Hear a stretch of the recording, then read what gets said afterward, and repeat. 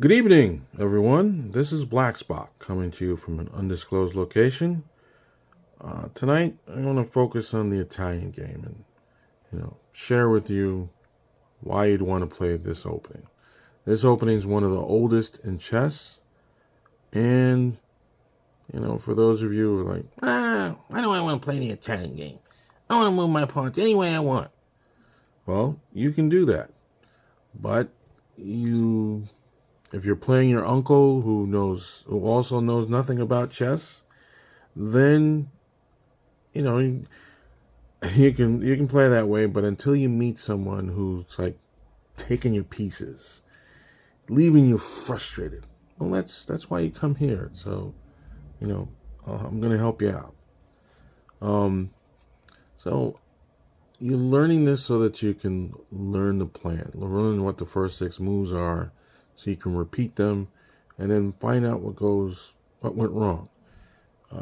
The other way, it's more haphazard.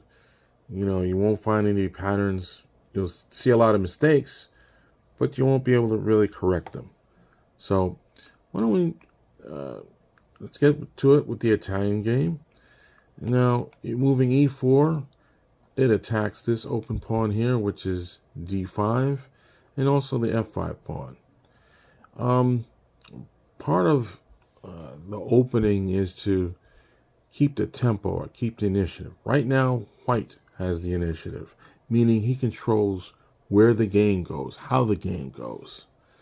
So Black has to keep pace. He responds with e5. Now, I want to castle on the king side because it's the fastest way to get my king protected very quickly in a few moves and not lose tempo. So White responds by knight f3. It attacks this pawn. It's also, you're going to be castling in about two more moves. Black,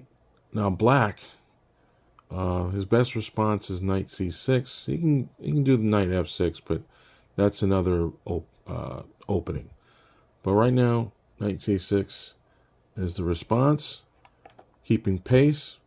He develops his knight, you develop your knight, and now bishop to c4, and that keeps the initiative. Right now, you're attacking the weak point in black's side, which is the f7 pawn, and White also has the same weakness, f2 pawn. But right now, White has the initiative. White has the attack. It can also, when the next move goes, move the knight to g5, and that's called the fried liver attack. But no, we're not going to focus on that. We're going to focus on the opening principles in which you move each piece once. You don't repeat, because when you repeat, you lose the tempo. You lose the initiative, being able to control where the game is going. So Black develops his other knight, attacking this pawn. White develops his knight and protects against Black attacking that pawn. So Black also wants to castle king side. He wants to get all his pieces on the king side developed. So bishop to c5 makes sense. And now White gets the castle, Black gets the castle. Now, both White and Black have one more piece to develop, a minor piece to develop. And so White goes to d3, protects the bishop, protects this pawn, overprotects this pawn, but now the dark squares are open for White to develop his Black's dark squared bishop, and Black can do the same. So White is the first to pin the knight to the queen, and Black does the same to the White side. At this point, you've developed all your pieces. Both sides have castled on the king side, and now you can take it further.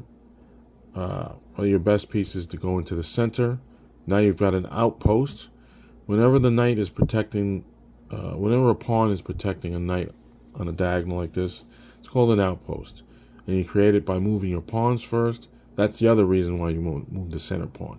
You've got the knight here right in the center where it's at its most powerful, because it can go here, It can go to F6.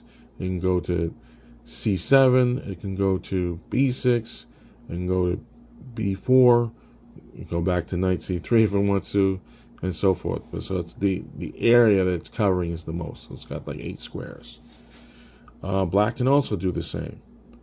So this is the completion of. It took 8 moves by both sides. You've got all your pieces developed, and now you're ready to go into the middle game, which is where you need to develop your plans. You want to think about it, and you try to think about it in 3 moves. But for right now, for the beginners, you just try and see which piece you can attack, which piece you can build up attackers to put pressure on a particular piece or even a square.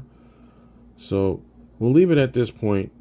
And if you have any questions or comments, please leave them below in the comments section.